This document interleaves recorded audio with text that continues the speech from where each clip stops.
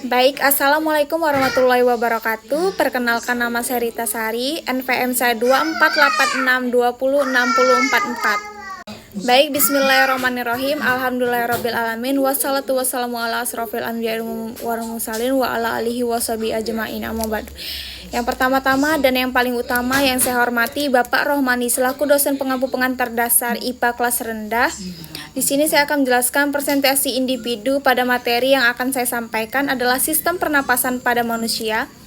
Yang pertama, kita akan masuk pada pengertian sistem pernapasan.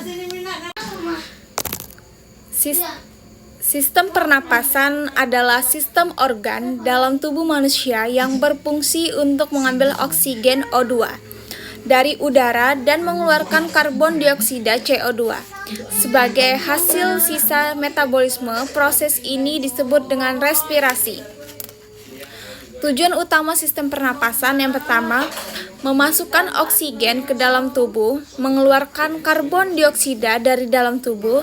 Yang ketiga, menjaga keseimbangan asam basa dalam darah. Selanjutnya, kita akan masuk pada bagian saluran napas. Saluran napas yang pertama, saya akan menjelaskan pengertian saluran napas. Saluran napas ini berfungsi sebagai jalur lewatnya udara dari lingkungan luar ke paru-paru dan sebaliknya. Saluran ini juga berperan dalam menyaring, menghangatkan, dan melembabkan udara sebelum mencapai paru-paru. Selanjutnya, urutan saluran pernapasan. Yang pertama, hidung. Hidung adalah tempat jalur utama masuknya udara, mengandung rambut halus yang disebut silia, dan lendir untuk menyaring debu dan kotoran. Memiliki pembuluh darah untuk menghangatkan udara. Fungsi penciuman juga berada di sini. Selanjutnya ada faring. Faring adalah tenggorokan bagian atas.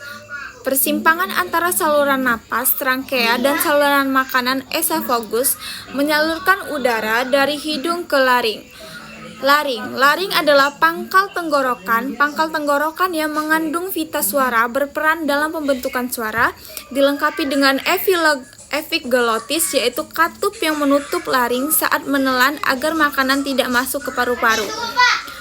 Trakea itu adalah batang tenggorokan. Batang tenggorokan itu adalah tabung panjang sekitar 10 cm yang dikelilingi cincin tulang rawan agar tetap terbuka, menyaring udara dengan silia yang menangkap partikel asing. Selanjutnya ada bronkus. Bronkus adalah percabangan dari trankea yang menuju paru-paru kanan dan kiri. Bronkus kanan dan kiri membawa udara ke masing-masing paru-paru. Selanjutnya ada bronchiolus. Bronchiolus adalah percabangan lebih kecil dari bronkus, tidak lagi memiliki tulang rawan mengantarkan udara ke alveolus. Selanjutnya ada alveolus. Alveolus ini ujung dari saluran pernapasan. Katup udara kecil tempat pertukaran gas terjadinya CO2 dan CO2.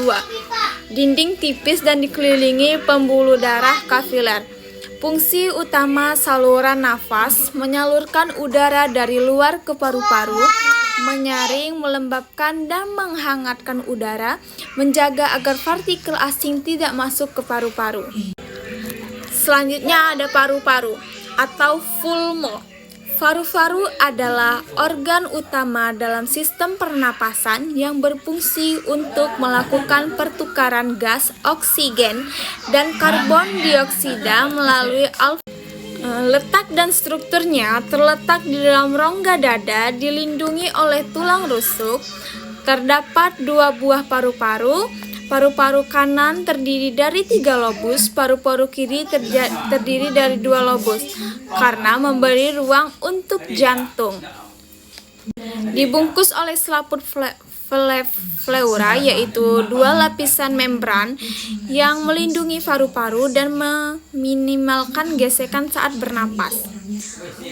Selanjutnya ada alveolus dan fungsi paru-paru alveolus.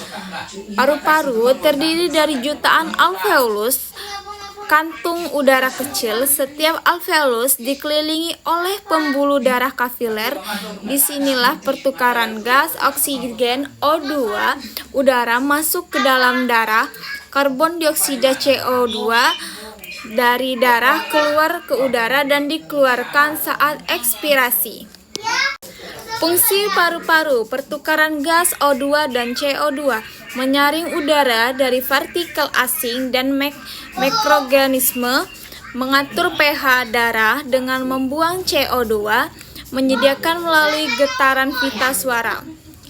Selanjutnya ada bagian otot respirasi. Pengertian dari otot respirasi, otot-otot pernapasan adalah otot-otot yang berperan penting dalam proses mekanisme pernapasan, yaitu inspirasi, menghirup udara, dan ekspirasi, menghembuskan udara.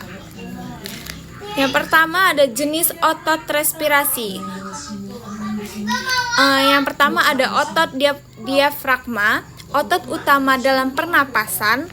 Otot ini berbentuk seperti kubah, terletak antara rongga dada membesar, udara masuk saat relaksasi melengkung ke atas, rongga dada mengecil saat udara keluar. Selanjutnya ada otot interkostal dengan tambahan mekanisme. Yang pertama saya akan menjelaskan otot interkostal. Yang eksternal, kontraksi saat inspirasi, tulang rusuk terangkat. Internalnya berperan saat ekspirasi aktif, tulang rusuk turun. Selanjutnya ada otot tambahan. Otot tambahan ini aktif saat pernapasan berat seperti olahraga. Contoh dari otot tambahan ini adalah otot leher. Selanjutnya ada otot punggung dan otot perut. Membantu memperbesar volume rongga dada.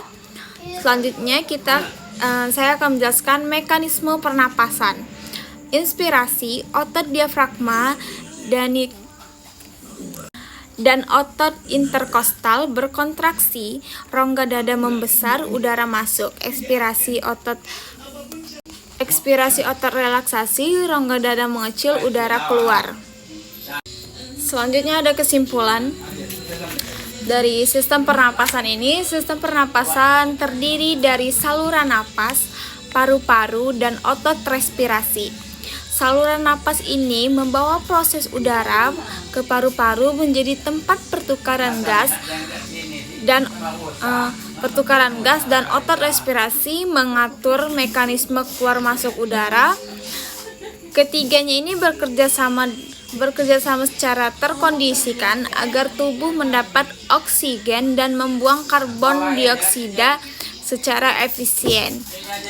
Baik, itu saja presentasi materi yang dapat saya sampaikan. Saya akhiri. Wassalamualaikum warahmatullahi wabarakatuh.